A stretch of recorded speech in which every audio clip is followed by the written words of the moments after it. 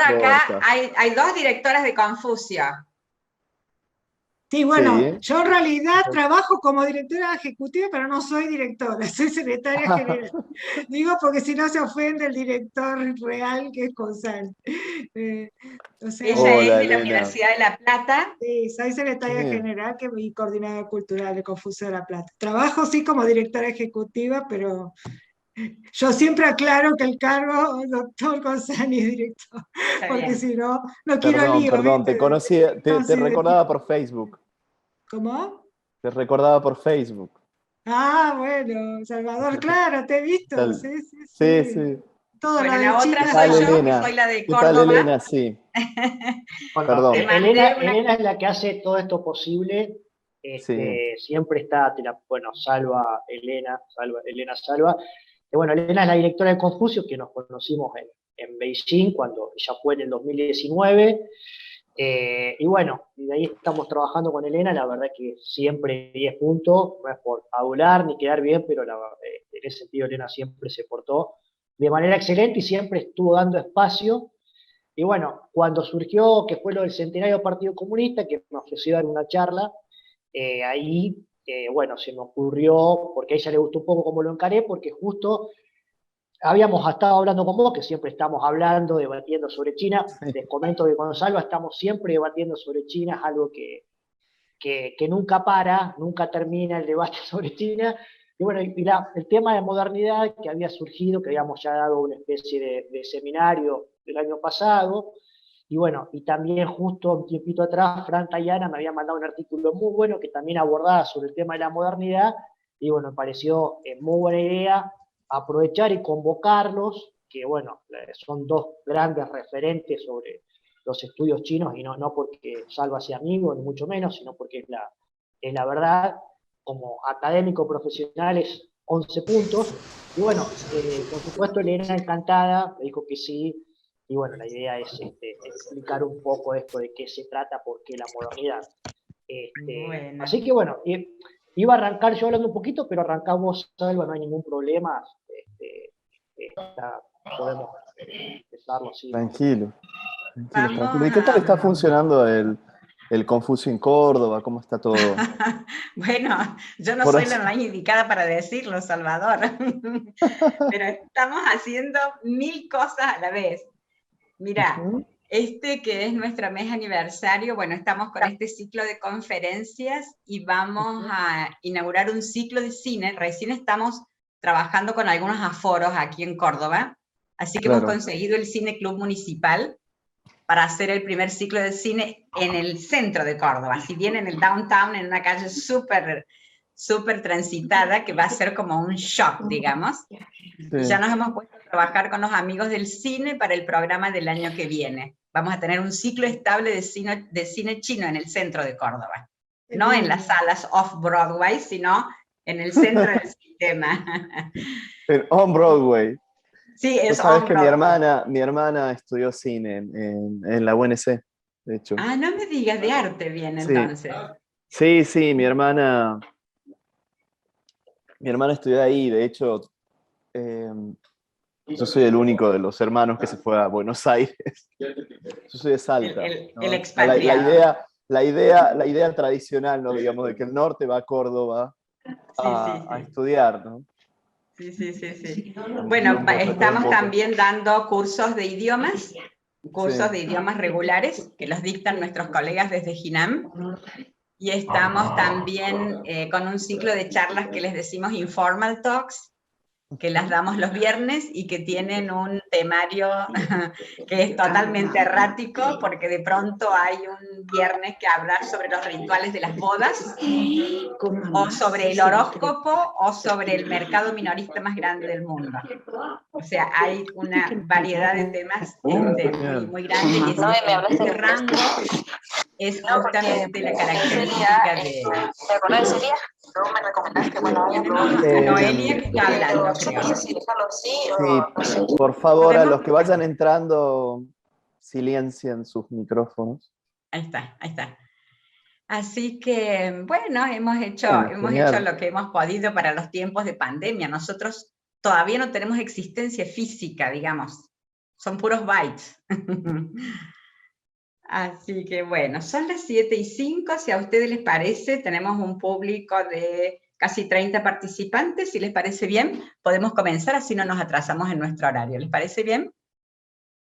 Estando acá el orador. Perfecto. Perfecto. Bueno, vamos a comenzar entonces, podemos grabar la charla, Rocío. Muy buenas tardes a todas y a todos. Les damos las muy buenas tardes en nombre del Instituto Confucio de la Universidad Nacional de Córdoba y abrimos con este saludo este ciclo de conferencias que forma parte de las celebraciones de nuestro mes aniversario. El Confucio está cumpliendo exactamente en octubre un año de existencia, un año de vida, y lo estamos celebrando con mucha difusión de la cultura y de la ciencia. Y para eso le hemos pedido al doctor Gonzalo Vigino, que es un estudioso muy particular para nuestro instituto, porque es el que puso el banderín el primer día cuando se nos ocurrió decir que había un instituto en Córdoba. Hace más de un año, la primera charla, la primera cara del Confucio tiene que ver con el rostro de Gonzalo. Fue la primera conferencia, se llamó Comprender China Hoy, y nos explicó durante 4 semanas de qué se trataba esto, ¿no? De qué se trataba esto desde el punto de vista político, desde el punto de vista económico, desde el punto de vista social, etc. De manera que al cabo de un año lo hemos vuelto a convocar, también lo hemos convocado en el medio para otras cosas, pero lo hemos convocado para que celebre el aniversario del instituto que él mismo ayudó a fundar. Y entonces Gonzalo a su vez convocó a 2 jóvenes sinólogos importantes en Argentina, muy importantes, Salvador Marinaro, que está allí en la pantallita, esperando hablar hoy, esperando debutar. Muchas gracias. Gracias. Muchas gracias por la invitación. Y Francisco Tayana, que no sé si ha entrado, pero si no, va a estar con nosotros seguramente creo que es el 28 de octubre, otro jueves, en el mismo horario acompañándonos. La idea con la cual Gonzalo se le ocurrió reunir estas conferencias fue la noción de modernidad, que es una noción que impacta mucho, sobre todo a todos los que no hemos estado mirando a China durante los últimos 20 años, y de pronto miramos este gigante, como esos adolescentes a los que no vemos hace mucho tiempo, y uno los mira y dice, ¿en qué momento pasó esto? ¿No? Me parece que Occidente tiene un poco esa actitud de sorpresa, que es un poco sorpresa e incomprensión de los procesos, de esos procesos que ahora ellos nos van a contar. El coordinador entonces de este ciclo es Gonzalo Vigino, voy a decir de él muy poco, voy a decir que es doctor en estudios globales por Shanghai University, tiene un máster en Relaciones Internacionales por el CEA de la Universidad Nacional de Córdoba y es licenciado en Historia por la Facultad de Filosofía y Humanidades de esta universidad también. En el año 2012 cursó estudios en la China University of Political Science and Law de Beijing y en 2015 fue seleccionado por el China Scholarship Council para realizar un doctorado en Shanghai University. Ha participado de congresos y conferencias en Estados Unidos, China, España, Chile, Argentina, y al mismo tiempo ha dictado seminarios sobre China, América Latina, tanto en China como en Argentina. Gonzalo es quien ha tenido la deferencia de reunir, como decíamos, a estos sinólogos y enhebrar estas perspectivas tan diferentes, estas miradas desde la historia sobre fenómenos que concurren en esto que se llama la modernidad. Me gustaría que una palabrita nos dijera Gonzalo y le damos entonces la palabra a Salvador, a quien vamos a presentar a su debido momento. Gonzalo, bueno, muchas entonces, gracias. Sí, muchas gracias, Elena, por la presentación. A Salvador, por supuesto, por estar predispuesto. Él está en China en este momento, en Shanghai. Bueno, son las 5 de la mañana, 6, la verdad que es muy loable lo que está haciendo. Y bueno, al público en general, nada más decir que esta idea, como les venía diciendo, surge por el permanente debate que uno tiene sobre China, por el intercambio de conceptos y de ideas que por ahí nunca terminan de cerrar. Era un poco, como vos decías, Elena, ver a una persona de chica y después adolescente y decir en qué momento cambió todo, y en eso entra un poco en juego el concepto de modernidad, que tiene que ver un poco con el crecimiento económico, que tiene que ver un poco con los debates, con los primeros debates de intelectuales que tuvo China hacia el principio, digamos, de la República, por qué se habla tanto de modernidad, qué significa para lo que es ahora el rejuvenecimiento que propone el gobierno de Xi Jinping. Bueno, hay una línea conectora en todo eso que es bueno para entender China y sobre todo porque China marca y va a marcar el siglo XXI, entender estos conceptos que de allá nosotros traemos, ¿no? Que nosotros vemos, y tratamos permanentemente de explicarlo y de entenderlo.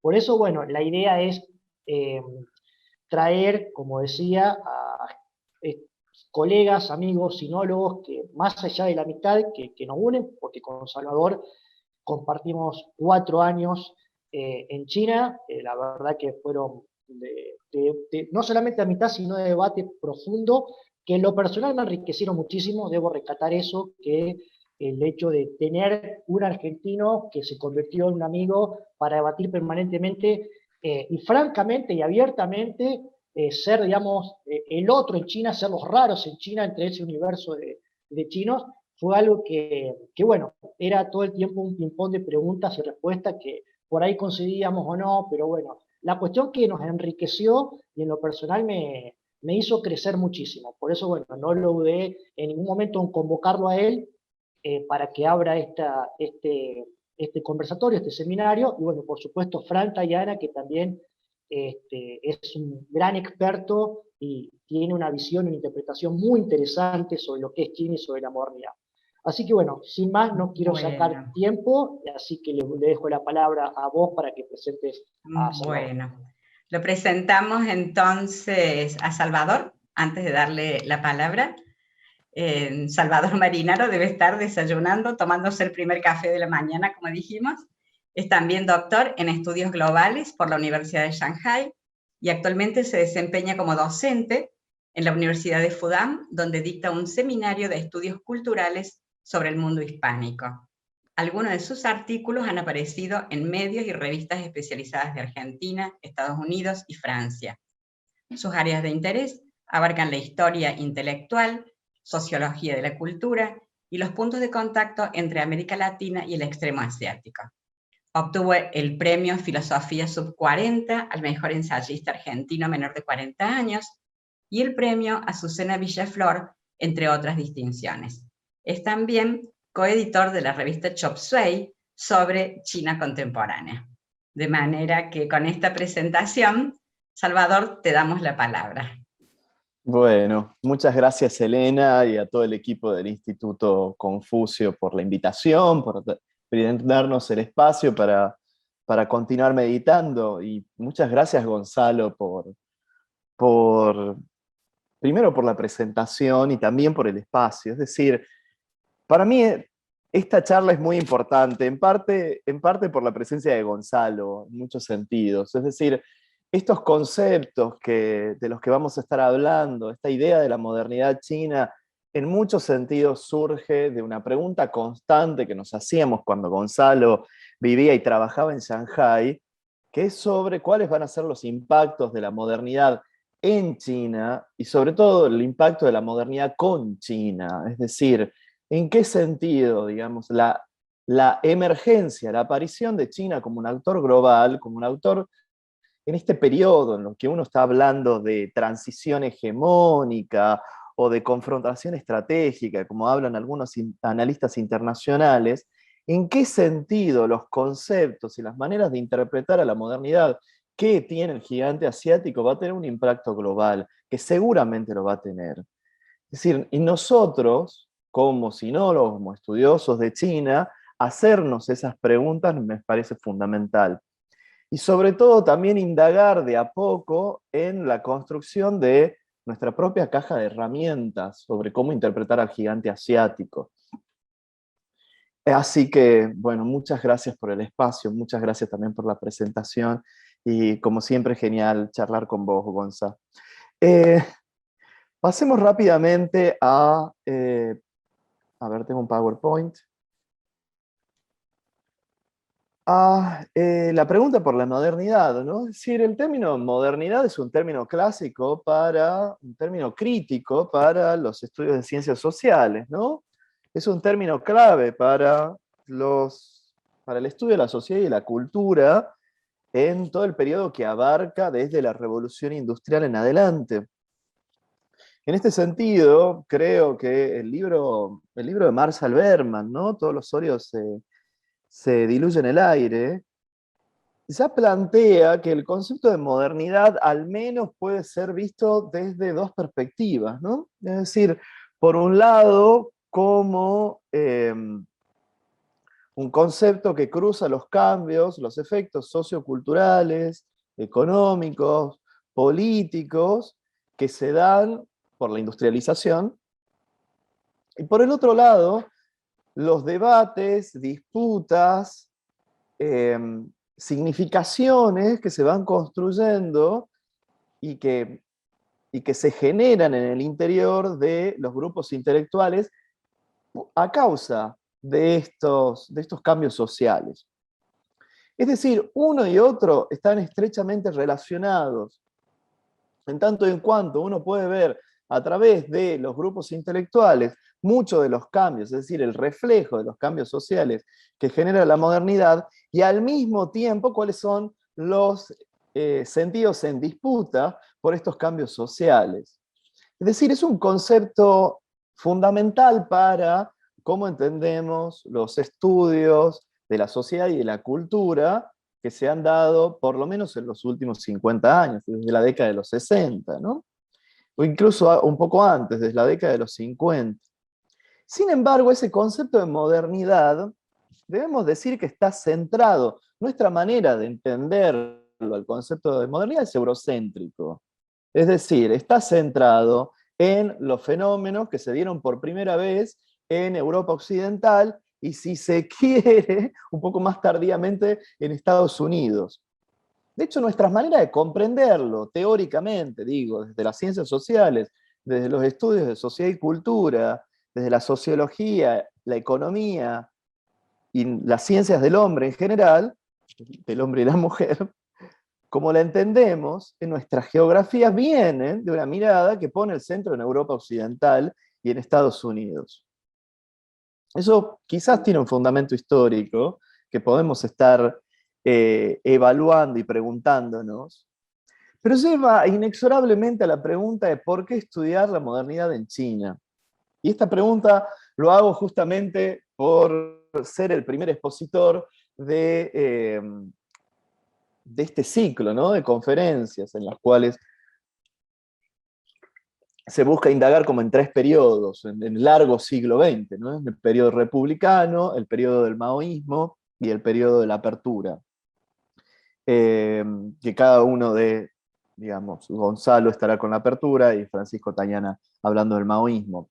Ahora bien, la pregunta por la modernidad en China claramente es una pregunta teleológica, es decir, es una pregunta que está dirigida por lo que está sucediendo en el presente.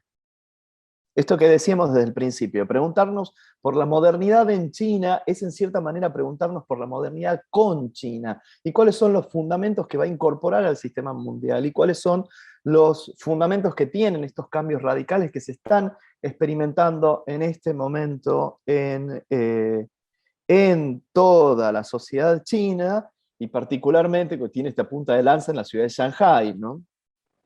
Que tienen en la foto. Lo que estamos viendo en este periodo como de emergencia del gigante asiático, esto que los analistas llaman como el periodo de transición hegemónica, es que el polo tecnológico, financiero, científico, de innovación, consumo y producción, empieza a migrar hacia el este, o prácticamente ya lo hizo. No voy a decir que tendría solo su centro en China, pero claramente el eje, digamos, de la innovación tecnológica, etcétera, etcétera, etcétera, está pasando del Atlántico hacia el Pacífico. El crecimiento exorbitante que tuvo China en los últimos 40 años, y sobre todo en los últimos 20 años, lleva a hacernos la pregunta sobre la modernidad en China. Es decir, preguntarles cuáles van a ser los sentidos que tienen estos procesos sociales en el gigante asiático. Y de esta manera preguntarnos también cuál va a ser su impacto global. O sea, cuáles van a ser los efectos y las representaciones de la modernidad con características chinas, tomando esta idea que se repite, digamos, en el discurso de gobierno en China, ¿no? O sea que, como les decía, soy el primero, me parece como interesante indagar, en primer lugar, qué es lo que pasó en los últimos 20 años, que nos obliga de alguna manera a estar prestando atención, como decía Elena, como decía la directora del Confucio, que de repente Occidente mira a China como esos adolescentes que se han desarrollado rápidamente, porque en efecto es el desarrollo material más acelerado de la historia. ¿Sí? Es y también más masivo, ¿no? Acá tienen algunos datos básicos, que son datos que todos los sinólogos estarán repitiendo y estarán repitiendo por años, ¿no? Aquí tienen el PBI chino, ¿no? Cómo se observa esta aceleración que tiene del 2001 hasta el 2017, hasta el 2016 aquí. Digamos, tratemos de pensar que desde mediados de los 90 hasta el 2018, el PBI per cápita chino creció 15 veces. Es decir, imagínense que en solo 2 generaciones todos los ingresos de la población crecieron, se multiplicaron por 17, se multiplicaron por 15. Es decir, el ingreso de toda la población. Esto gestó también un cambio social masivo, en el sentido que, por ejemplo, en la ciudad de Shanghái, en el 2004, solo el 4% pertenecía a la clase media en su sentido sociológico, ¿no? Es decir, que tenía un ingreso más o menos de $1.000 por mes. Es decir, solo el 4% de la ciudad de Shanghái. Hoy son más del 65% de la población que gana más de $1.000 mensuales. Esto es un cambio exorbitante, masivo, y claramente que va a tener impactos a nivel mundial. Ya lo están viendo, ¿no? Es decir, todo este periodo de confrontación con Estados Unidos se fundamenta en última instancia en una transformación económica en algún punto. Por supuesto, Gonzalo puede indagar mucho más en estos gráficos y cuáles son los sentidos que va a tener la modernidad a partir de la apertura. Pero justamente, lo que resulta interesante de estar destacando es que la mayoría de los historiadores, la mayoría de los estudios sinológicos que se está haciendo, la mayoría de los análisis también que se ven en los medios, plantea que en realidad esto es un cambio que tiene como un periodo muy corto. Es decir, como les decía, esta aceleración del cambio económico se da a partir del 2001, que es cuando China ingresa a la OMC, se da esta aceleración, y la mayoría de los analistas extiende el proceso desde la apertura. Es decir, el periodo de apertura, que tradicionalmente se lo coloca en 1978. Es decir, una duración de 40 años para producir el cambio social más extremo del que tiene registro la humanidad en su conjunto, ¿no?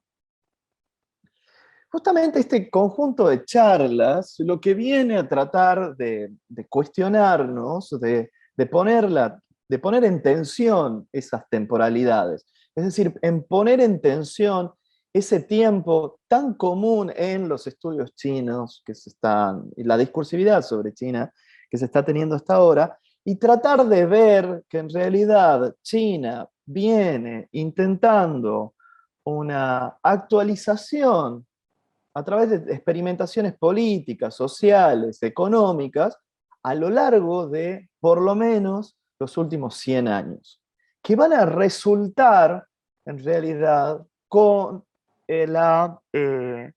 con la emergencia de China, de la China potencia que conocemos ahora. Es decir, pero tratar de abrir esta idea clásica que su proceso de transformación se está dando a partir del 78, romper también con ese hilo temporal tan estricto que suele ponerse en el 49, que es el surgimiento de la República Popular China, y abrirlo en realidad para conectar con los procesos que vienen sucediendo desde el siglo XIX en China. Y ver cómo, en última instancia, lo que sucede a mediados del siglo XIX fundamenta los sentidos que tiene la modernidad en el país asiático. Es decir, de esta manera nos permite a nosotros estar viendo, por un lado, estar haciendo una pregunta auténtica sobre cuáles son los sentidos de la modernidad china, y en segundo lugar, también empezar a producir una caja de herramientas propia y propiamente latinoamericana sobre el gigante asiático. En el sentido que la mayoría de las historiografías que marcan estos cortes son anglosajonas. O son la misma que marcan el corte en el 49, son producidas en el mismo país asiático. Es decir, de esta manera también estar produciendo nuestra propia caja de herramientas interpretativas. Ahora bien, como surgimiento, me gusta la palabra emergencia de China en el sistema mundial, si uno lo viera en una larga duración, en una muy larga duración, se daría cuenta que no es algo nuevo. Es decir, si uno toma en realidad una historia económica mundial de los últimos 1000 años, vería que en realidad China y la India ocuparon la centralidad por la mayor parte del tiempo. Es lógico que los países más poblados a nivel mundial sean justamente los que más producen, los que más económicamente son los más importantes. De hecho, lo contrario es lo aberrante. Es decir, que países pequeños en población y territorio sean económicamente y geopolíticamente los más importantes. Esa, digamos, distorsión tiene una fecha justamente en lo que venimos mencionando de la revolución industrial, es decir, esto que algunos analistas, sobre todo norteamericanos, hablan como el periodo de la gran divergencia, ¿no? Ahora bien, si uno mira hacia atrás, no me pregunten por favor cómo se hicieron estas estadísticas, porque justamente no es mi área, pero sin embargo me parece un mapa conceptual que incentiva mucho la imaginación para estar interpretando qué es lo que está sucediendo en el sistema mundial y qué es lo que va a suceder en el largo siglo XX en China. Es decir, que tradicionalmente, clásica, en algún sentido, en la mayor parte del tiempo, en los últimos 500 años de la historia de la humanidad, China ocupó la mayor parte de la producción del sistema mundial. Insisto, los países poblados, más poblados, son los que tradicionalmente tenían mayor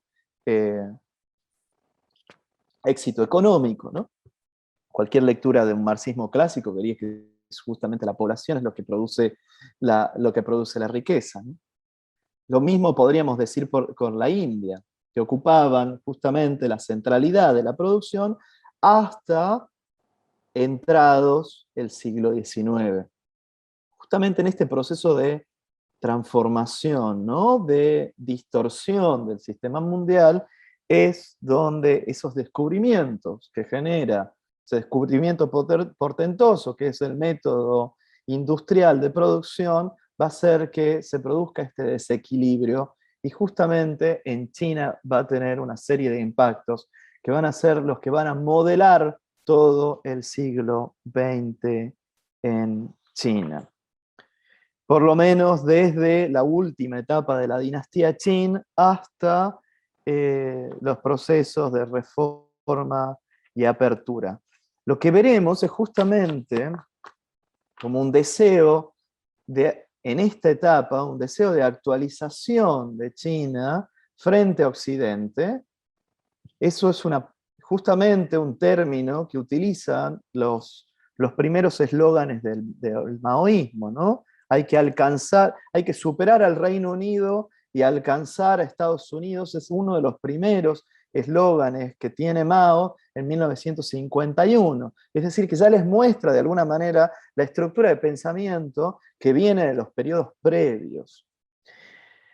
Es decir, si uno viera a través de los siglos, vería que esto es lógico, es decir, que los países más poblados son los países más ricos. Pero esta situación paradójica en la cual los países pequeños en población y territorio representan el mayor porcentaje de la producción mundial, empieza en el periodo de la Revolución Industrial. Como podemos ver, acá justamente es donde inicia esta mayor participación del Reino Unido. Justamente es en el periodo de decadencia de los dos grandes gigantes asiáticos, tanto China como la India. De hecho, si uno lee a los cronistas europeos de los siglos previos, es decir, los siglos XVIII y el siglo XVII, vería que en realidad los grandes centros poblacionales de China no tenían nada que envidiarles al sur de Inglaterra y a los Países Bajos, que eran los lugares más desarrollados de Occidente. Es decir, indicadores básicos como la esperanza de vida, la alimentación, el desarrollo artístico, se encontraban entre los más altos del mundo, sobre todo en el delta del río Yangtze, que es el lugar tradicionalmente más rico de China. Es decir, acá tienen una imagen, digamos, que les muestra, digamos, la pueden buscar, digamos, en uno de los... Este es un del Museo de Boston. Perdonen, fue una pregunta que apareció en el chat. Les decía que tanto en los siglos XVIII, incluso a principios del siglo XIX, China, la esperanza de vida, los indicadores de producción, de consumo, de alimentos, de desarrollo artísticos de China eran perfectamente comparables con los Países Bajos. Sobre todo, como les decía, en las partes más ricas de China. Si habían grandes ciudades, con mucho consumo, con comercio. Eso hace preguntarnos en qué es lo que va a suceder en esta etapa, ¿no? Digamos, que justo llega a su punto como más alto a principios del siglo XIX, empieza un periodo de larguísima de decadencia, que va a ser justamente lo que los chinos llaman los periodos de los 100 años de humillación, ¿no? ¿Qué es lo que va a suceder? Porque justamente ese deseo de actualización viene en esa dualidad, en el hecho de que al principio del siglo XIX China se presenta como uno de los lugares más desarrollados, uno de los mejores lugares para vivir en el mundo, hasta transformarse en un país sometido por Occidente. La pregunta inexorable es qué es lo que sucede entre una y otra etapa, ¿no? Y creo que la mejor manera para definir qué es lo que va a suceder en ese momento es lo que los chinos llaman este periodo que va desde mediados del siglo XIX hasta la fundación de la República en 1911, de la República de China en 1911, es el periodo que los chinos llaman Neiluan Waihuan, que quiere decir catástrofe interna e invasión externa. Todos sabrán, o todos los que están interesados en la historia de China, sabrán lo que representa la Primera Guerra del Opio, ¿no? Es decir, en 1839 se calcula que a partir de mediados del siglo XIX, el opio empieza a hacer estragos en la población china, llegando a su punto casi con el 7, el 8% de la población adicta al consumo del opio hacia fines del siglo XIX. A partir de 1839 empiezan las guerras con Occidente. El Reino Unido fuerza la apertura de puertos que no sean el puerto de Cantón. El sistema previo de comercio de China se llamaba el sistema de Cantón, que utilizaba los puertos de sur en el extremo poco vigilado del imperio para el comercio con los extranjeros. Todo esto, el Reino Unido empieza con lo que se denomina la diplomacia de la bayoneta, la diplomacia del cañón, con el forzamiento de otros mercados y otros puertos en China a partir de las guerras del opio en 1839. Y con la Segunda Guerra del Opio en 1856. La Guerra del Opio no... Yo creo que, por ejemplo, no están libres de debate en Occidente.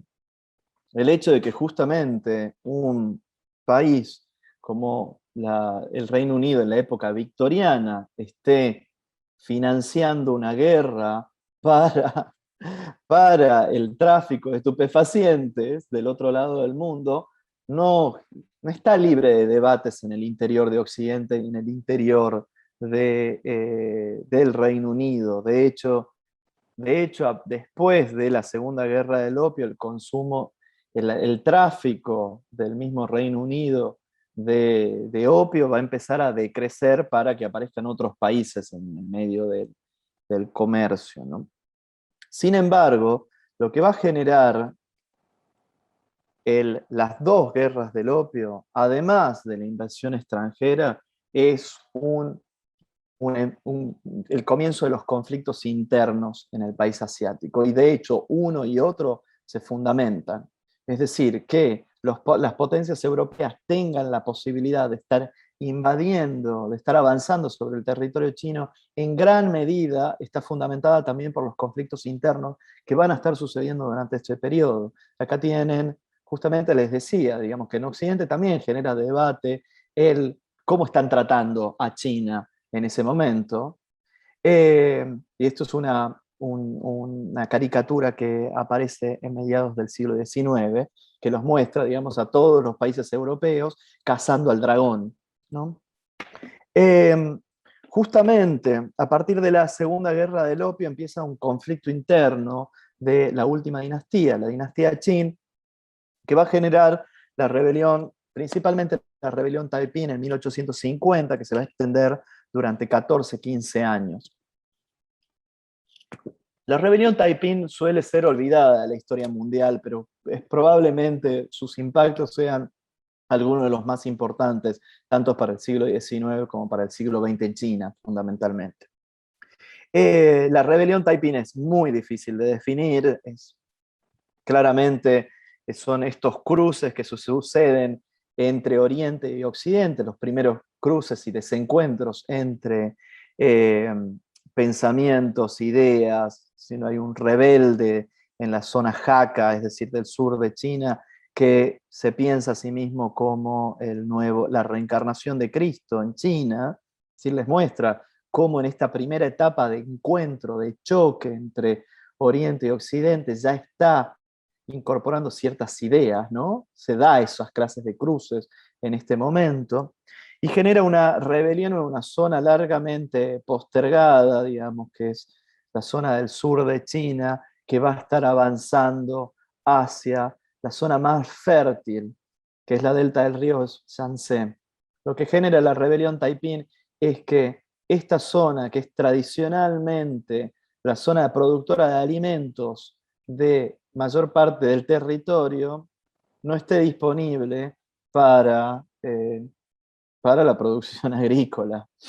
Esto va a hacer rápidamente una rebelión muy sanguinaria que se calcula entre 20 y 30 millones de personas muertas. Es decir, es la guerra más sanguinaria hasta la Segunda Guerra Mundial. es decir, supera la Primera Guerra Mundial, la rebelión Taiping. Después también se van a estar dando al mismo tiempo rebeliones en el norte, rebeliones en el centro, que son menores, pero también tienen millones de muertos. Es decir, esto les muestra que a partir de las guerras del opio, China se encuentra frente a una dificultad enorme de estar gobernando su propio territorio, y que termina generando este mapa, ¿no?, que tienen en pantalla, que es justamente la división del territorio chino por zonas de influencia de cada una de las potencias occidentales. En este contexto es en el cual va a surgir los primeros planteos de que China debe modernizarse, sobre todo en el centro de la comunidad intelectual. Entre los intelectuales aparecen las primeras voces que mencionan que China debe actualizarse tecnológicamente para defenderse frente a la invasión extranjera. Es decir, el primer planteo de la modernización en China es una modernización técnica y sobre todo militar. Y ese va a ser uno de los primeros sentidos que tenga la modernidad en el extremo asiático, en realidad. Es decir, que China debe modernizar sus métodos de hacer la guerra, es decir, la industrialización está muy relacionada con perfeccionar, digamos, el armamento para salvarse frente a la amenaza externa, defenderse frente a la amenaza externa. De hecho, los primeros centros de traducción que se dan en la dinastía Qing, que se dan, digamos, en el palacio, digamos, financiados por el imperio, que aparecen en torno a 1870, lo primero que van a estar traduciendo son justamente manuales de guerra, ¿no? De hecho, hay un título que me parece ejemplar, que no es directamente una traducción, sino es como una reinterpretación de un libro que propone usar las técnicas de los bárbaros para hacer la guerra a los bárbaros.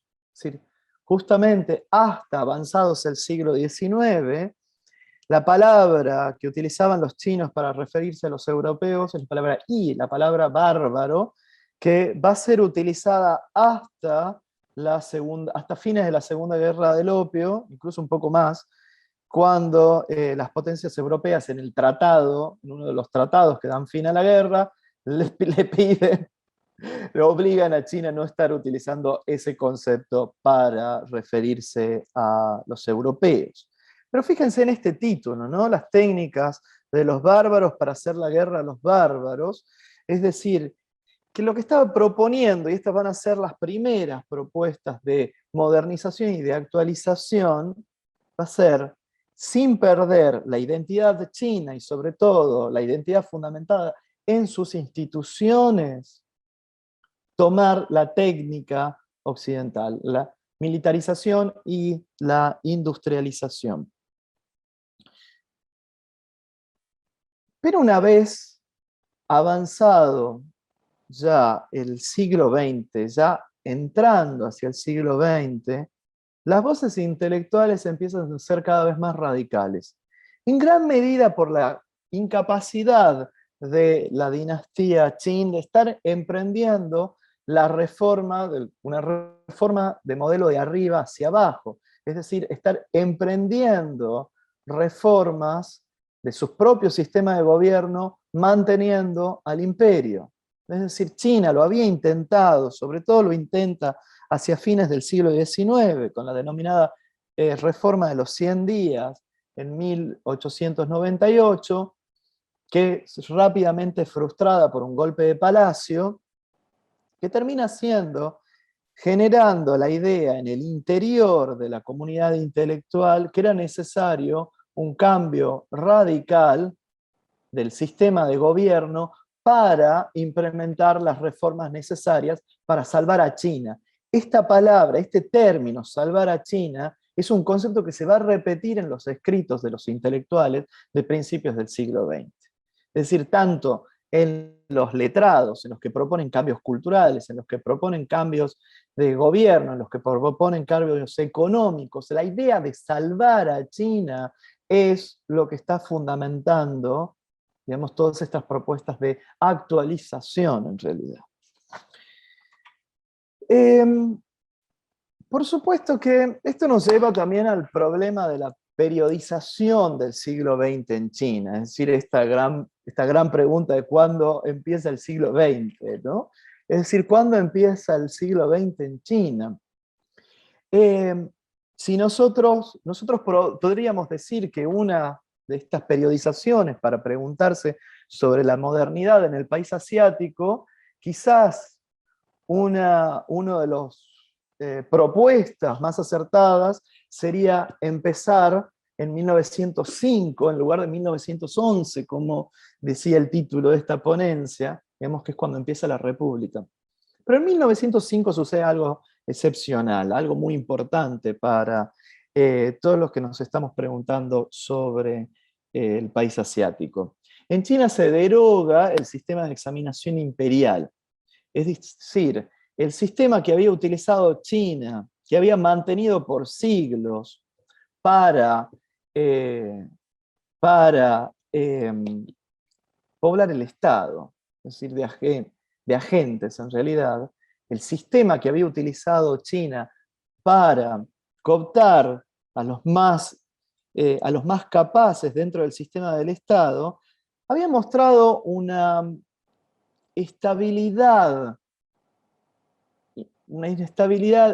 muy larga que incluso se utilizaba con el sistema de examinación imperial. Para aquellos que no lo sepan, China venía utilizando un sistema de examinación de 3 pasos, es decir, que se daba a escala municipal, regional y nacional, para los nombramientos de mandarines, es decir, de las unidades del Estado. Se evaluaban principalmente los 4 clásicos del confucianismo, es decir, la habilidad que tenían de reinterpretarlos, la escritura de poesía y todo aquello que se consideraba como parte de la cultura clásica. Esto había mostrado una increíble estabilidad a lo largo de siglos. Las primeras ejercicios del sistema de examinación se dan en el siglo VI y VII en China, y se habían mantenido con algunas modificaciones a lo largo de siglos.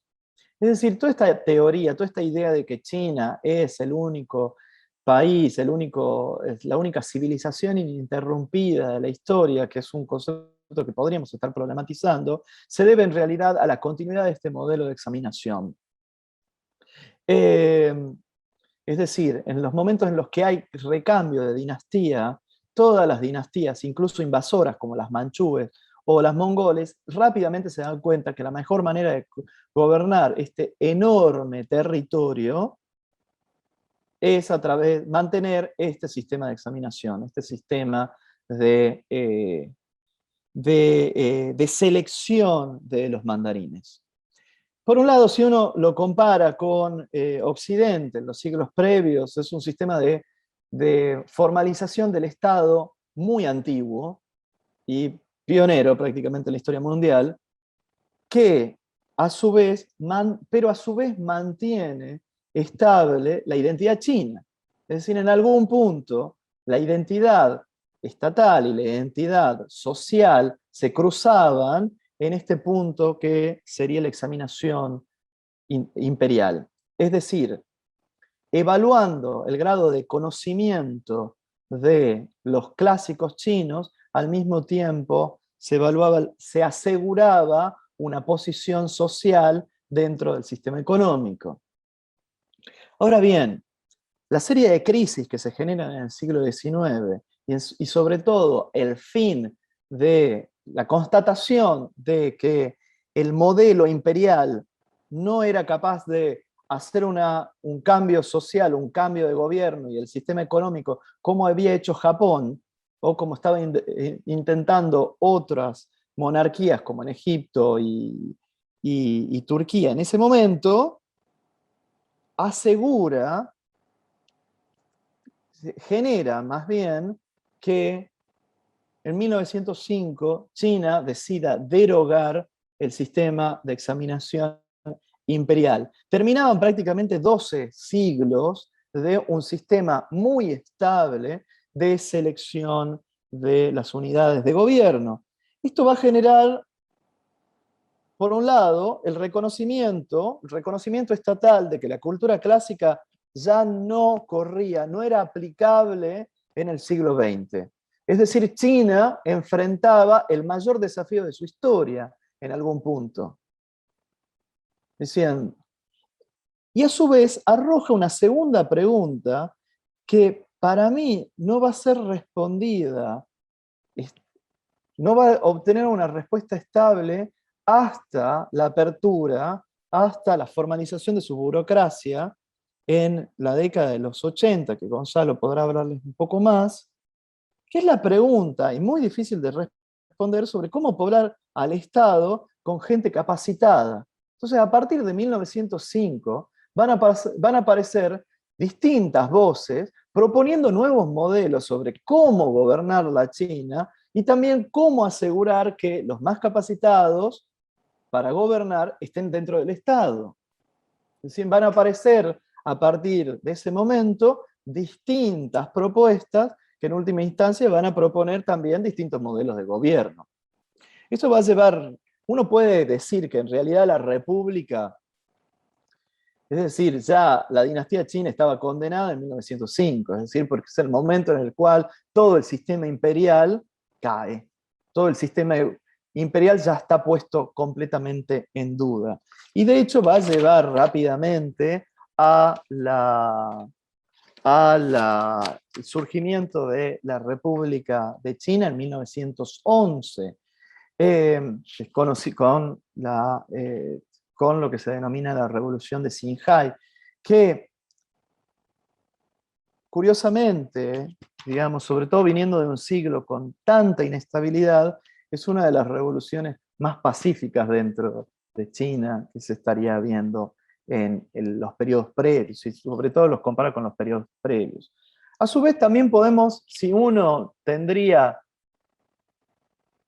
una mirada más bien centrada en los intelectuales, podríamos decir que uno de los momentos donde se cristaliza esta idea de actualización en China y de la necesaria modernización del país en relación a Occidente, es decir, de actualizarse frente a Occidente, podría tener como un momento clave en el movimiento del 4 de mayo de 1919, que nuclea a los intelectuales reformistas en torno a un solo, en torno al movimiento que se conoce como el 4 de mayo. A partir de ese momento lo que podemos ver es una aceleración de los sucesos históricos, ¿no? Es decir, a partir de 1911 las revueltas provinciales decantan y terminan transformando a el Imperio Qin en la primera república asiática. Esto es un dato que no suele ser mencionado por la historiografía, pero la primera república en Asia es la República de China de 1911. Eso les muestra el grado de experimentación política e intelectual que se está dando en este país a partir de principios del siglo XX, ¿no? Por supuesto que fundamentados por este periodo traumático que se da a partir de mediados del siglo XX. Es decir, que a partir de 1911 se abre un periodo de muchísima inestabilidad político-militar. Veremos, a partir de 1911 se dan revueltas internas, hay un intento también de restauración monárquica con uno de los líderes militares de la dinastía Qin que a último momento se alía con los republicanos. Hay un periodo como de restauración monárquica. Después hay un periodo de disolución en áreas de influencia de señores de la guerra. Es decir, es un periodo de muchísima inestabilidad político y militar, pero también un periodo de profunda experimentación intelectual donde se van a gestar muchos de los debates que van a suceder a lo largo de China hasta mediados del siglo XX. Es decir, la mayoría de los conceptos, la mayoría de los planteos y también la mayoría de los actores políticos fundamentales del sistema chino de todo el siglo XX se van a gestar justamente en este periodo de profunda inestabilidad político-militar y de altísima experimentación. Sobre todo, experimentación sobre las formas de aplicar modelos extranjeros en el país asiático. De hecho, lo que vamos a observar es que a partir de 1911 se van a estar dando intentos de aplicación de distintas ideas occidentales, por supuesto con sus características chinas. Primero, desde 1911, vamos a tener un intento de la aplicación de un republicanismo sui generis, pero claramente inspirado en un modelo federal. Después, un intento de aplicación de un modelo soviético, sobre todo a partir de 1921, 1924, con el primer Frente Unido, y después también un intento de aplicación de un fascismo con el gobierno de Chiang Kai-shek. Es decir, que lo que vamos a ver es un periodo de 30 años en el cual va a estar China va a estar experimentando con el ingreso con la aplicación de distintas ideas provenientes de Occidente. Un segundo. En 1911, con la caída, con la instauración de la República, la persona que es nombrada como presidente transitorio, es decir, para la convocatoria de las elecciones, es un personaje fundamental para la historia intelectual, la historia política de China, que es Sun Yat-sen. De hecho, es considerado el padre de la China moderna, ¿no? De hecho, en ambos lados del estrecho de Taiwán es considerado como el padre de la nación en muchos sentidos. Sun Yat-sen había nacido en la zona de Cantón, de hecho muy cerca de Macao, ya vamos a ver que justamente la zona donde están las colonias portuguesa y inglesa es una zona de como un buffer, digamos, de intercambio, ruptura, desencuentro y encuentro entre ideas de Occidente y de Oriente. Sun Yat-sen había nacido 20 kilómetros de Macao y pertenecía a una familia pobre de la zona de Cantón. El hermano mayor había viajado a Hawái, lugar a donde los padres lo mandan cuando él tenía 13 años. Es decir, Sun Yat-sen conoce el republicanismo en las revueltas antimonárquicas de Hawái. Es decir, con la fundación de la República de Hawái hacia fines de 1870, donde Sun Yat-sen entra en contacto por primera vez con el republicanismo. Justamente, ustedes saben que las revueltas de Hawái están hechas para después ser absorbida por Estados Unidos, ¿no? Es decir, fíjense también cómo se están dando estas interacciones a lo largo del Pacífico. Es decir, que las ideas republicanas llegan a través de la experiencia hawaiana para uno de los líderes del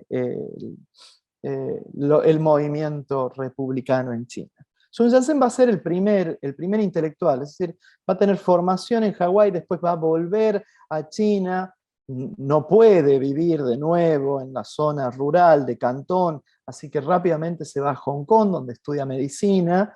De hecho, a partir de ese momento,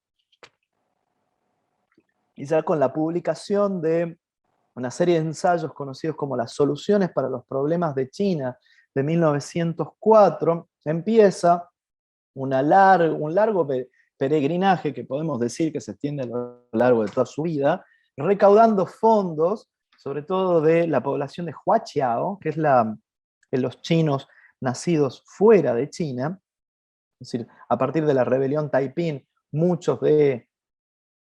es decir, China se transforma en un lugar expulsivo de su población.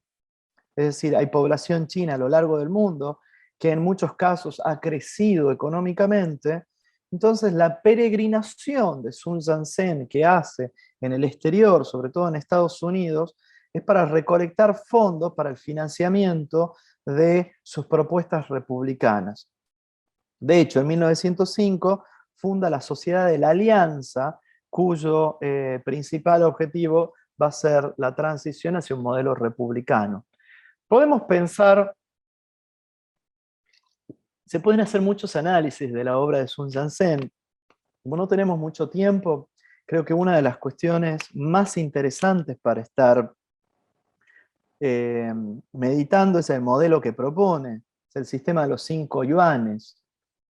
Sun Yat-sen propone un modelo republicano de 5 poderes, es decir, al sistema legislativo, judicial y ejecutivo que había conocido en Estados Unidos, él le aumenta 2 yuanes, 2 centros, 2 poderes, que es el yuan de la examinación y el yuan del control. El yuan de la examinación era justamente una reformulación del examen imperial, de alguna manera. Fíjense cómo se están cruzando también esta incorporación de ciertos elementos tradicionales del sistema chino dentro de modelos inspirados en sistemas occidentales, ¿no? Es decir, estaba colocando un poder cuya función principal era examinar a la población que quería ingresar al Estado, que quería seguir la carrera estatal. Y por el otro lado, había un quinto yuan, que lo llama el yuan del control, que es podríamos decir a grandes rasgos, que es una especie de órgano fiscalizador por un lado, del funcionamiento de las distintas agencias del Estado, y por el otro lado, de la gente, la moralidad y el comportamiento de la gente que trabaja dentro del Estado. Ese era el sistema como penta de 5 poderes, pentapartito, que había propuesto Sun Yat-sen, y de alguna manera es el sistema que todavía está imperando en el modelo taiwanés. A su vez, les había mencionado el movimiento del 4 de mayo de 1919. Es decir, tenemos una vertiente, digamos, de una propuesta de cambio del modelo político que fundamente el cambio social, ¿no? Es decir, que a partir de este reconocimiento de que China, para detener la invasión extranjera, debe modernizarse, tenemos una propuesta, por un lado, de actualización tecnológica, que es la primera propuesta que vamos a tener. La segunda, vamos a tener una propuesta de actualización de sus instituciones políticas. La propuesta más radical que va a suceder en 1919, que se cristaliza en 1919, pero viene un poco antes, va a ser una propuesta de orden cultural. Es decir, que China, para transformar todo su sistema económico y actualizarse frente a Occidente, ellos mismos reconocen el atraso de China y lo nombran de esa manera, debe cambiar todo su sistema cultural. Y acá vamos a tener como el periodo de mayor efervescencia de la literatura, de la cultura china, en distintas propuestas y debates sobre una transformación literaria fundamentadas en los productos culturales que cambia la sociedad al mismo tiempo. Es decir, van a aparecer una serie de intelectuales proponiendo cambios culturales en orden para salvar a China. En este sentido, son propuestas realmente radicales para el pensamiento chino.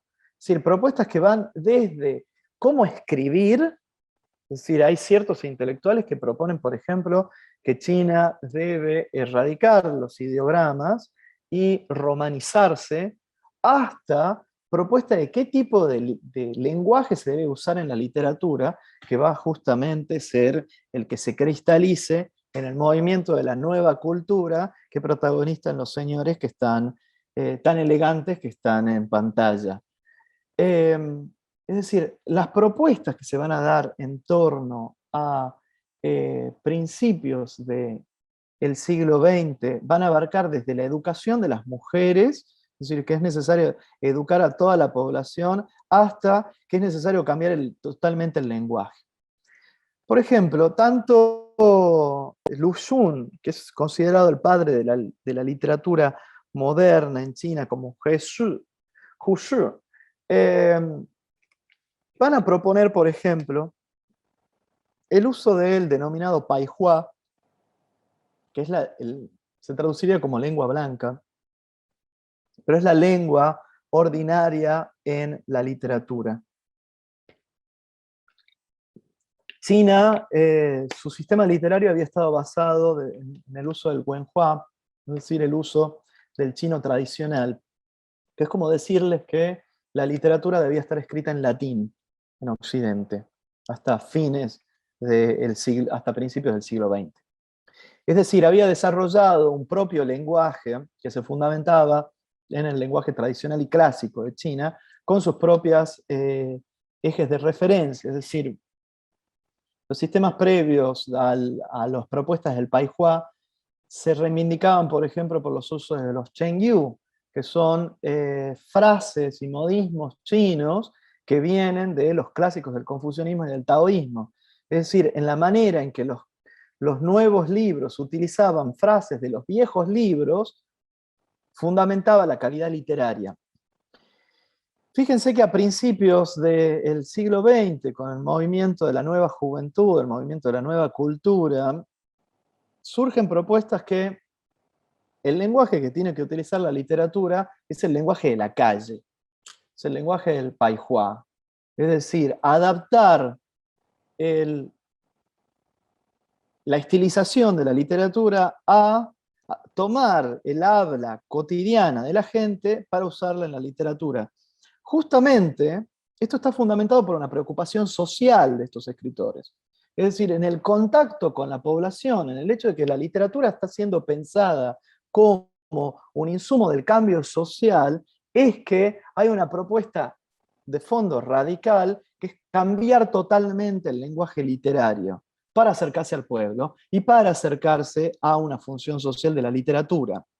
De hecho, muchos de estos escritores, no todos, muchos de estos escritores a su vez van a ser socialistas y a su vez van a estar vinculados con las propuestas de cambio político. Acá tienen justamente a la plataforma de renovación estética literaria de China, que es la revista La Nueva Juventud. Fíjense el subtítulo que dice, La Jeunesse, es decir, había un subtítulo en francés, insisto, momento de intercambio, momento de cruce, encuentro y desencuentro de ideas occidentales y orientales, ¿no?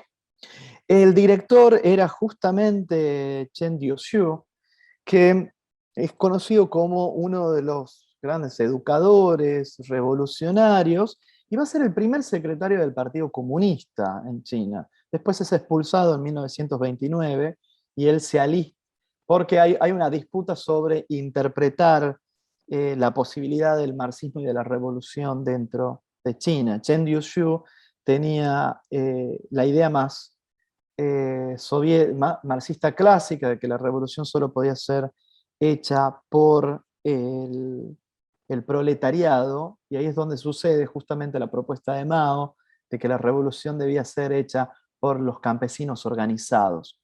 Pero justamente lo que les quiero marcar con esto es que este momento de experimentación político, cultural, intelectual, converge en los años 20. Es decir, se están dando propuestas de cambio de la cultura, de cambio del lenguaje, de la educación, de los modelos de gobierno y de la participación política. Es un periodo probablemente de la mayor efervescencia cultural que va a tener el gigante asiático hasta la década del 80. Si no hay un periodo de este cuestionamiento y de estas propuestas, de esta radicalidad también, hasta el momento de la apertura, entre 1978 y 1989. Es decir que también este es el contexto de fundación de los principales actores de los principales actores políticos a lo largo del siglo XX. Justamente, no es por nada que el Partido Comunista Chino es fundado en 1921, fundado en su origen con participación de la Comintern, ¿no? Es decir, el órgano internacional de la Unión Soviética. Es decir, mientras estas propuestas más radicales se estaban dando en el interior de la cultura y el pensamiento político en China, se está sucediendo a nivel de gobierno una rapidísima militarización también.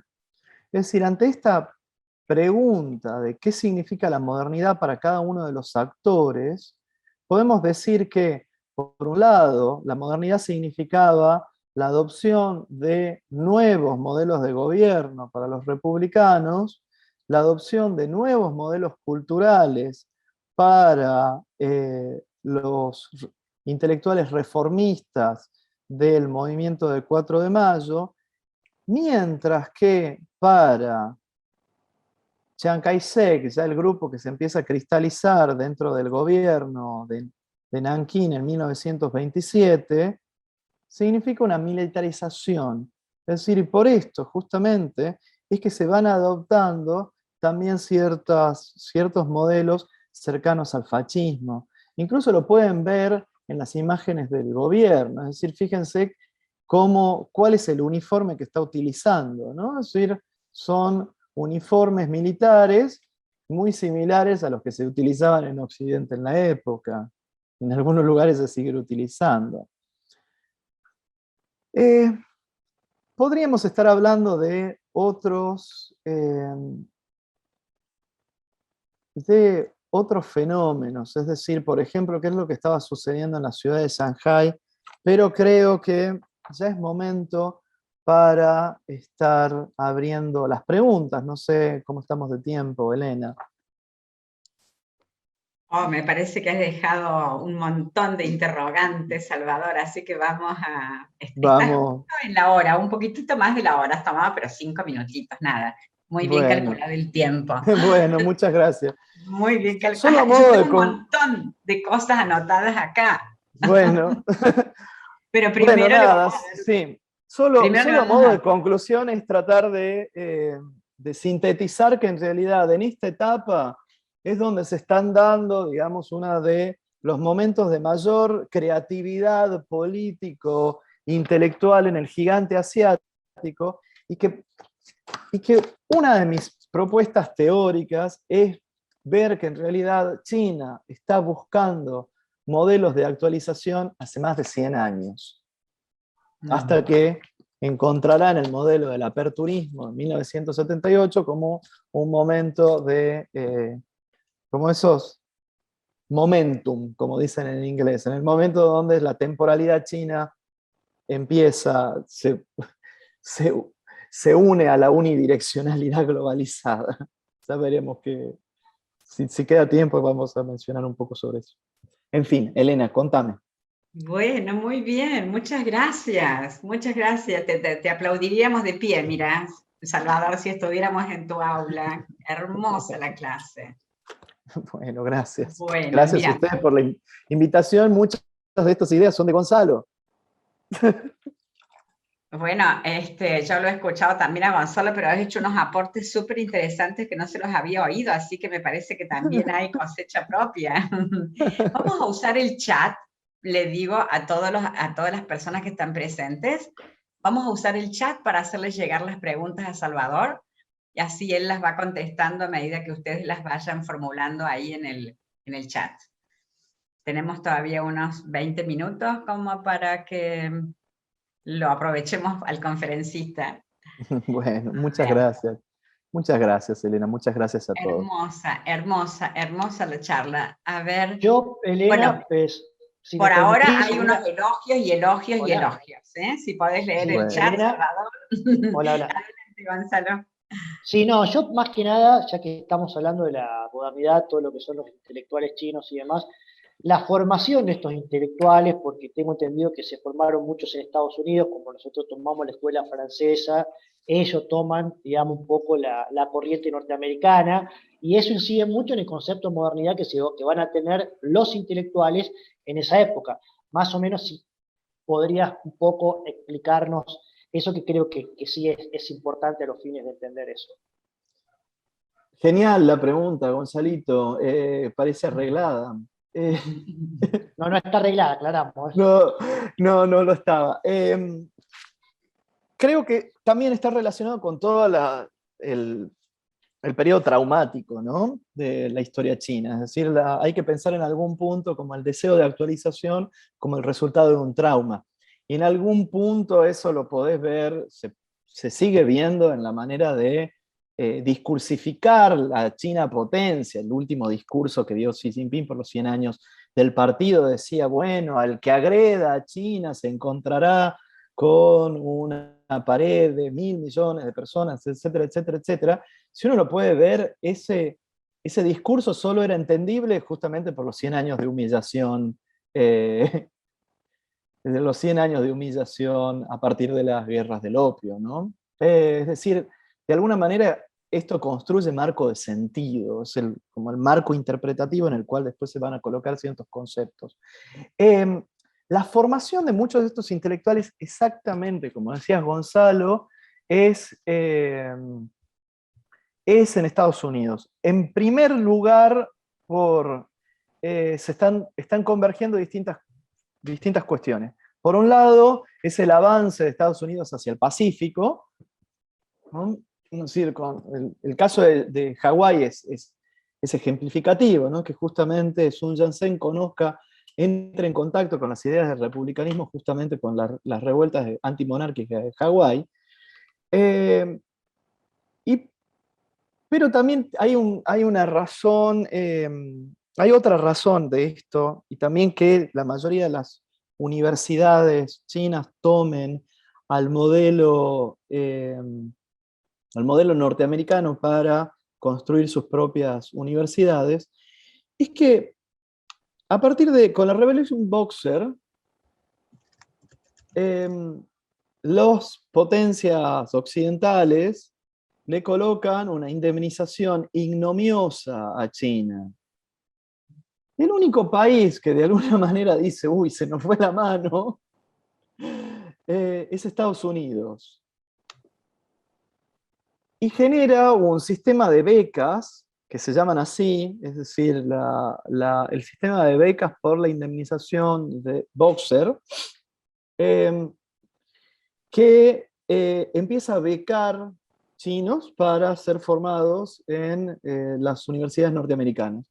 Es decir, que ellos tienen vínculos con las universidades de Estados Unidos desde fines del siglo XIX. En ese sentido, se entiende por qué las universidades chinas, lo digo, trabajo en una de ellas, replican en muchos sentidos los modelos de las universidades norteamericanas.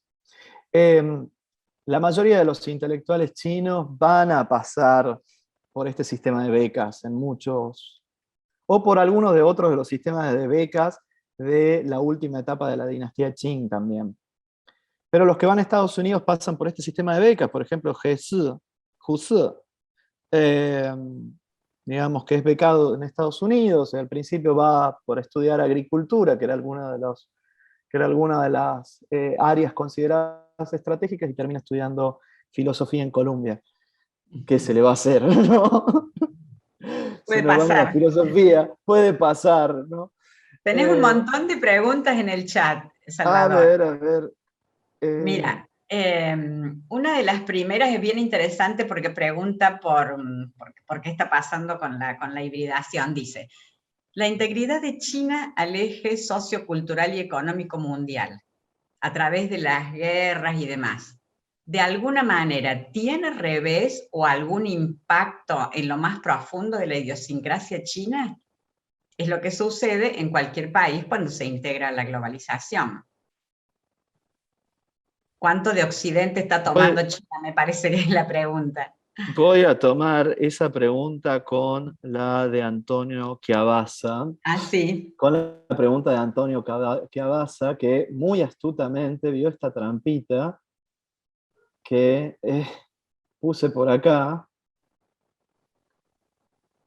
y no lo mencioné. Bueno, hay un filósofo fundamental que es Yu Hui. Lo estamos Fundamental para estar leyendo en pensando. Córdoba. Lo Ah, estamos leyendo. En Córdoba está en todas las librerías. Sí, está muy de moda. está muy de moda, es Sí. muy interesante. Justamente la primera traducción que se hizo de Yu Hui se la hace en la Argentina, la editorial Caja Negra. Yu Hui es exageradamente compleja la obra, todos los que lo estén leyendo podrán ver, podrán notarlo a eso. Y el libro que se publicó es un libro más compilativo de ciertas ideas que están más relacionadas con la propuesta sobre la globalización y la tecnología, como más a nivel mundial, y no tanto su libro sobre qué es lo que sucedió en China, que fundamenta el libro de Fragmentar el Futuro, en realidad fundamenta por un tomo, es un tratado, no un conjunto de ensayos, que se titula de esta manera, que tienen The Question Concerning Technology in China, que es donde propone sus conceptos fundamentales como cosmotécnica, sinofuturismo y de alguna manera también plantea su hipótesis fundamental que China, el modelo tecnológico de China es el resultado de una colonización, es decir, es un modelo de colonización tecnológica, eso es lo que llama China, es lo que llama Yu Hui que sucedió en China. A mí la obra de él me parece fundamental porque es uno de los pocos filósofos que se están haciendo esta pregunta, ¿no? Fundamental de decir cuáles son los conceptos que están fundamentando la modernidad en China. Él no lo hace tanto con el concepto de modernidad, que para mí es un concepto plástico por nuestras tradiciones intelectuales, nuestros estudios sociales, sino que él lo hace a través de la pregunta exclusivamente por la tecnología. La tecnología interpretada como, por un lado, la técnica en sí misma, es decir, el aparato, y por el otro lado, el marco cultural, interpretativo, cognitivo que genera ese aparato. Es decir, una especie de tecnopoética también, lo que sería el concepto de tecnología en Yu Hui. Lo que él propone en realidad es justamente esto, que China busca actualizarse por este periodo traumático, pero que previamente China tenía sus propias ideas, su propia historia intelectual sobre los usos de la técnica y los usos de la tecnología. Se tiene en este libro, The Question Regarding Technology in China, tiene como una meditación a través de el taoísmo sobre qué significaba la técnica dentro del taoísmo, y habla ahí de la diferencia entre el chi y el dao. El chi es dispositivo en chino, originariamente significa ánfora, y la relación con el dao. perdonen, lo leí, lo estoy trabajando en los últimos meses y me parece como un filósofo fundamental, perdonen que me extienda en él. Y él con lo que plantea a través de como una especie de genealogía de la técnica en China, es decir, revisar el pasado, de cómo estos conceptos se dieron en el pasado, para interpretar cómo se une el concepto, la subjetividad y las mentalidades de gobierno, es decir, realmente realiza una genealogía de la técnica en China. Y lo que plantea que en el taoísmo no existe una contraposición entre instrumento y naturaleza, entre chi y tao, sino que justamente el instrumento es útil en tanto y en cuanto acompaña al fluir de la naturaleza, al fluir del tao. Eso se lo puede ver en el clásico de Chuang-Tzu, en el que, por ejemplo, tanto la metáfora del ánfora, ¿no? Justamente de donde viene la palabra chi. El ánfora es útil porque contiene el vacío. Es decir, no es útil por la carcasa que la reúne, sino por el vacío interior que se amolda al aire, al fluir de la naturaleza. De la misma manera hay una meditación en torno a hay la parábola si se puede utilizar esa palabra para hablar del Chuang-Tzu, la parábola del carnicero, en el cual un príncipe le dice a un carnicero muy habilidoso que me encanta cómo despostas a las vacas, a las reses, y el carnicero le dice, no soy yo sino es el dado, no es el filo del cuchillo sino es el dado, porque yo voy siguiendo los hilos de la naturaleza para cortar donde no ofrece resistencia, y así como desposta la vaca. Podría ser una parábola muy argentina esa también. Es decir, Guo Huai lo que plantea es que el pensamiento tradicional chino no observaba una contraposición entre naturaleza y técnica. Y trayendo un poco agua para mi molino, entre naturaleza y modernidad, que no es el concepto que utiliza Guo Huai. Sin embargo, esta ruptura traumática hace que China se incorpore a la temporalidad occidental.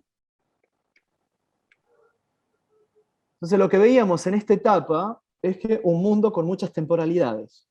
Es decir, la temporalidad india, la temporalidad china, Japón tiene que estar por ahí en algún lado. Es decir, un mundo con muchas temporalidades. Y lo que sucede acá, y ahí yendo a la pregunta sobre la globalización, es justamente lo que plantea Yu Hui, es que China, con este aceleracionismo de su desarrollo económico, social, político, militar, se incorpora al monismo unidireccional de la modernidad occidental. Eso es lo que plantea Yu Hui, de la tecnología occidental. Se incorpora como a esa unidad temporal única en el planeta que llamamos globalización. Es decir, que lo que dice en última instancia este filósofo, y me parece de verdad, fíjense qué es lo que está pasando en el mundo, ¿no? Es decir, que las grandes figuras intelectuales son aquellos que tienen la capacidad de transitar entre Oriente y Occidente, como Byung-Chul Han. Es decir, estos son los que están diciendo, los que nos están hablando sobre el mundo contemporáneo, es decir, que tengan la capacidad de navegar en ambas direcciones. Lo que plantea en última instancia es que la globalización es un resultado, eso está muy estudiado, es el resultado de la colonización, pero al mismo tiempo como que incorpora todo el sistema mundial en un solo hilo temporal, ¿no? Siendo un poquito más precisa, ¿cuál es el impacto dentro de la idiosincrasia china de la globalización económica? Y eso, Gonza, ¿Cuánto tiempo podríamos estar hablando de eso? Meses. No, Meses. es un Exacto. debate que no termina más. Sí. Es un debate que no termina más. Yo creo que, bueno, tiene muchos sentidos, pero China es claramente un país que eh, elige qué tomar de Occidente y qué no. Es decir, no se da de un modo no controlado qué es lo que se absorbe y qué es lo que no de Occidente. Es decir, estás viendo de alguna manera una una globalización mediada, en muchos sentidos, y mediada por el interés estatal, por el interés nacional de China. Es decir, que China tiene momentos como de apertura, momentos de cierre, momentos de apertura, momentos de cierre, es decir, los primeros momentos de apertura que se pueden ver en China aparecen en 1919, después un momento como de cierre eh, con el militarismo de Chiang Kai-shek, después un momento de apertura, eh, una tibia apertura después de la guerra de Corea, entre el 53 y 56, después un momento como de mucho cierre hasta el 78, momentos de apertura hacia fines de los 90, 2000 y un momento de cierre como el que estamos viviendo ahora en China. Es decir, en esos momentos es donde se ve también qué es lo que se recibe de Occidente y qué es lo que no. Es decir, todo está mediado también por la idiosincrasia china en algún punto. Es decir, hasta el mismo McDonald's tiene un nombre en chino y Coca-Cola no se llama Coca-Cola, sino que Kakela. Eh, es decir, que ya en ese sentido se te está mostrando que si bien está disponible Coca-Cola y McDonald's, tiene su propia interpretación cultural y sus propios sentidos que son muy distintos a cómo los hace el resto del mundo. Y en muchos sentidos para mí está basado en el idioma, ¿no? Dos preguntas, estos modelos técnicos, ya está. Muy interesante la charla, perdonen.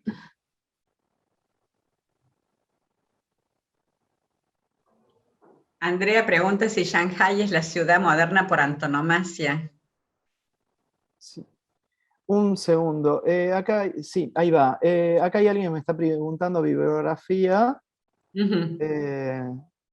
Ahí les dejo. Uy, te lo mandé a vos, Gonzalo, perdón.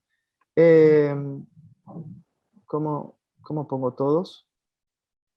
Bueno, podés vos, Gonzalo, poner el Podés, mail. con la justo. flechita, everyone, tenés para seleccionar. Ahí está. Ahí está, ahí me salió. Ahí me salió todo. Ahí lo Perdonen. envié. Está tu Digamos, correo. la persona que me preguntó por bibliografía, que me escribe y lo estamos mandando, y lo charlamos, digamos, ¿qué puedo recomendarles por el movimiento del 4 de mayo? En los últimos años yo creo que distintos autores estuvieron haciendo la misma pregunta, diciendo en qué sentido la modernidad actual China en algún punto cómo dialoga con sus reformistas, sus modernistas de principios del siglo. Es decir, aparecieron desde el 2010, 2011, aparecieron mucha y muy buena historia intelectual sobre China, principalmente producida en el mundo anglosajón, ¿no? Es decir, Inglaterra, Estados Unidos y Australia también, que Australia es un país muy, muy, muy interesado por ese lugar como de transición.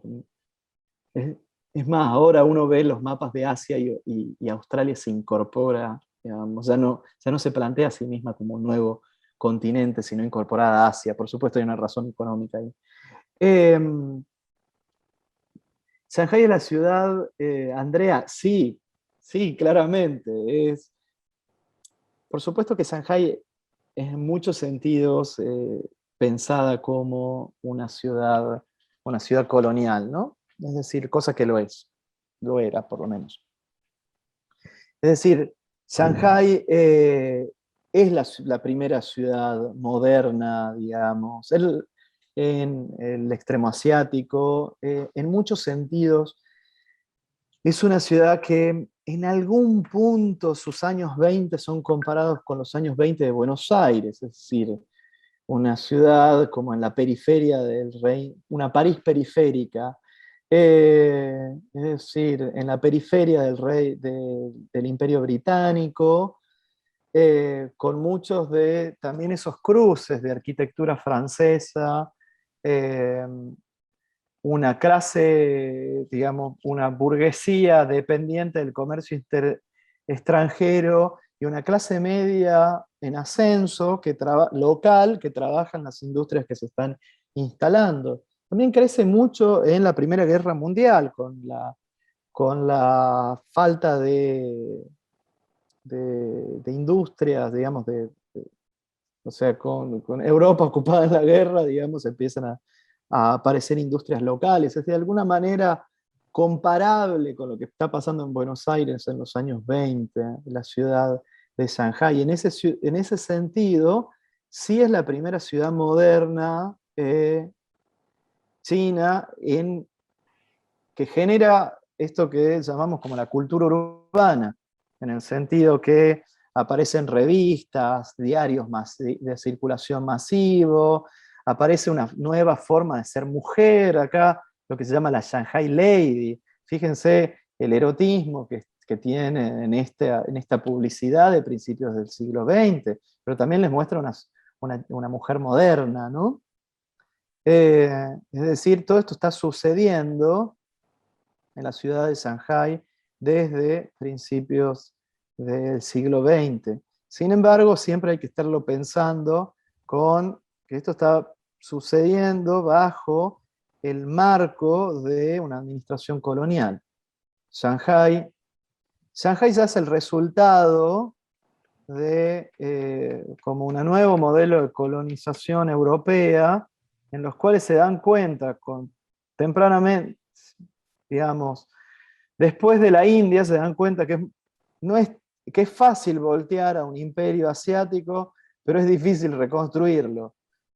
Entonces, ya el modelo colonial que tiene el Reino Unido con China ya no es una colonia formal, sino más bien una colonia de tinte económica, en el sentido que formar áreas de influencia y de libre comercio para sus propios intereses, que no, por supuesto, va a tener ciertos puntos nodales que son administrados bajo administración británica, pero mayormente que el país siga bajo administración imperial.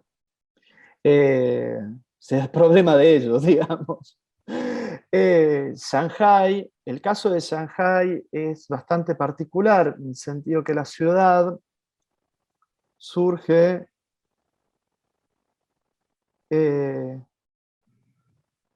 sí, ahí está diciendo, parece Harrods. Sí, justamente, yo pienso que lo que está sucediendo en la emergencia de China nos obliga a estar revisando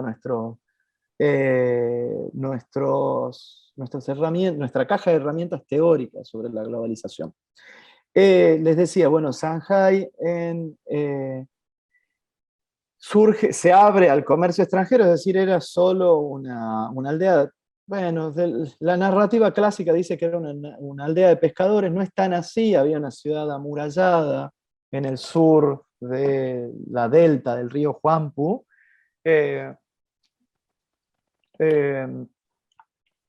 Había una ciudad amurallada que data creo que de la dinastía Ming, y cuando llegan los ingleses, bajo los tratados que habilitan el comercio, los chinos le dicen, bueno, instálense fuera del muro, cerca del río, que es justamente el lugar que querían los ingleses, y a partir de ahí empiezan a atraer comerciantes de Estados Unidos, de Hungría, incluso hay gente de España, de distintos lugares, de Francia, y recién hay una administración que se lo va a llamar The International Settlement, como el asentamiento internacional hacia mediados de 1870, que es como una alianza que tienen todos los comerciantes internacionales sobre darle un par de leyes a este puerto sin ley que era Shanghái en el siglo XIX. Fundan un asentamiento internacional y se llama de esa manera. Por supuesto, la mayor influencia es británica, pero incluso se lo puede ver en la bandera de Shanghái de ese momento, que participan los ingleses, los norteamericanos, los japoneses, los españoles, los húngaros, los serbios, etcétera, etcétera, etcétera, ves hasta los finlandeses, los noruegos, es decir, todos ellos formando un solo gobierno. Hasta que los franceses dicen todo bien con ustedes, pero yo no, y fundan una colonia propia, que es la concesión francesa, que si bien va a tener administración, o sea, de la embajada, es decir, era una colonia, administración francesa, sin embargo, la mayoría de la población es norteamericana y británica en la concesión. Son estos cruces, ¿no? En fin, a ver qué es lo que dice Ricardo.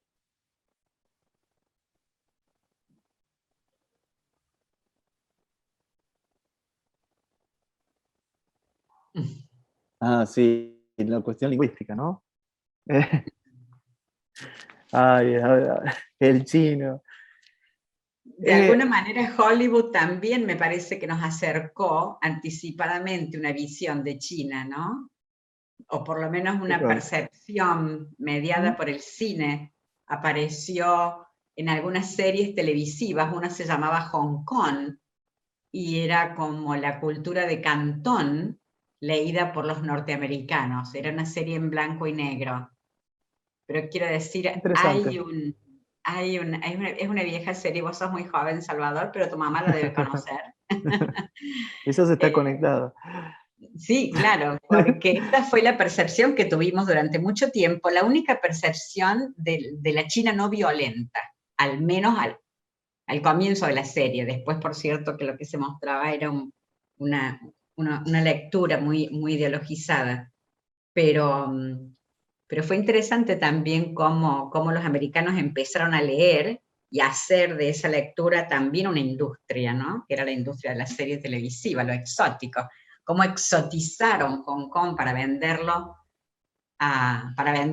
los domingos a la tarde en una serie en blanco y negro, ¿no? Sí, nuestra imaginación sobre China, para mí en muchos sentidos está fundada en Hong Kong. Digo, o sea, la imagen, Así es. si uno se cerraría los ojos, pensar China, pensaría en Hong Kong. O sea, los barrios chinos de los países occidentales tienen como una estructura más bien hongkonesa, la comida es hongkonesa, ni siquiera es cantonesa la comida que nosotros tenemos, sino es una adaptación local de Hong Kong. Clara tiene sus motivos en el sentido que claramente Hong Kong está abierto tanto al turismo, a la circulación de población, mucho antes que China, ¿no? Y de alguna manera también servía como punto de tránsito. El principal lugar de expulsión de la población china es esta área del sur, en realidad porque la rebelión Taiping surge en esta zona y empieza avanzando desde el sur y se detiene en Nanjing, en toda esta parte que decía que es la zona más fértil. Justamente esto es lo que daba alimento a todo el resto. Lo que sucede es que muchos de la población, y sobre todo son burgueses, ¿no? Los señores feudales de China, es decir, toda la población como de clase alta, desplazada por la rebelión Taiping, tienen que encontrar algún lugar donde irse. O sea, no puede vivir bajo, incluso hay un momento donde el líder de los Taiping deroga la sexualidad dentro de su gobierno, o sea, las medidas eran radicales, era un puritanismo extremo en algún punto. Y muchos de ellos, por ejemplo, algunos se van a Shanghái, y ese es el periodo como explosivo de la ciudad, cuando Shanghái se transforma ya desde principios del siglo XX en la ciudad más grande del planeta, siendo muchos de la población se van, de la burguesía china, se van a vivir bajo administración colonial occidental, porque esperaban que ante, qué sé yo, el peligro de las invasiones extranjeras, los taipines no tocaran las concesiones ni las zonas coloniales. Entonces, de alguna manera también toda esa población, es decir, que va a migrar hacia fuera, hacia principalmente el Pacífico americano, digo americano de todo el continente, es decir, va a salir de algunos de estos puntos. También porque China no tiene una ley de inmigración hasta la República. Es decir, que inmigrar era completamente ilegal para el imperio Qin. De hecho, no hay una palabra en chino para inmigrante hasta muy tardíamente, el siglo XIX.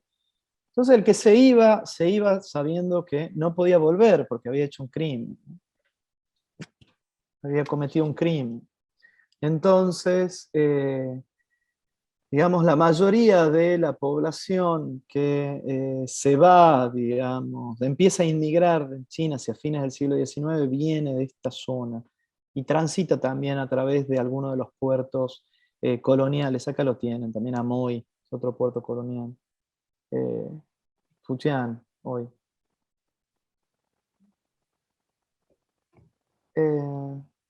Bueno, no hay más preguntas. Nos hemos perdido algunos alumnos, pero no tantos. Todavía tenemos más de 30. Bueno. Yo empezaría de nuevo tu conferencia y miraría solamente los dibujos que has elegido, porque ahí hay otra conferencia, Salvador. Súper interesante. Los cuadros, las caricaturas, los mapas, las estadísticas. Ahí hay otra conferencia que nos hemos perdido por escucharte. Así que esto no se acaba acá, ¿eh? Esto no se muchas acaba gracias. acá. Elena, estoy a su disposición. Estoy a su disposición para lo que quieran. Muchísimas gracias, Salvador. Nos has dado, como decía Ricardo, una visión tan diferente de esto que llamamos el estirón que nos pegó este adolescente que no reconocemos casi. Ha sido muy didáctico en la forma en que nos lo has contado. Lo hemos escuchado como si fuera un relato. Y eso es muy bueno porque eso significa que ha estado interesante si lo hemos escuchado con esa fruición y ese cariño, ¿no? Muchísimas gracias. Muchas gracias. Acá te ponemos en el corazón del Confucio de Córdoba, así que promesa que cuando vengas a Córdoba hay que pasar a visitar a este instituto. Por supuesto que voy a pasar a visitar, y cualquier excusa para estar discutiendo de nuevo con Gonzalo la aprecio. Muchísimas gracias a todos los que nos han acompañado hasta ahora. Muchas gracias a Andrea, que desde La Plata también gestiona un montón de actividades culturales en el Instituto Confucio de La Plata. Muchas gracias, Andrea. Muchas gracias, Gonzalo, por coordinar este curso que va saliendo tan fantástico. Y los esperamos el jueves 28, creo que es. 27 o 28, no me acuerdo, de acá a 2 semanas, porque ahí va a estar la conferencia de Francisco Tayana sobre la segunda parte de este ciclo. Ahí tenés un montón de saludos en el chat. Estoy viendo. Un montón de felicitaciones.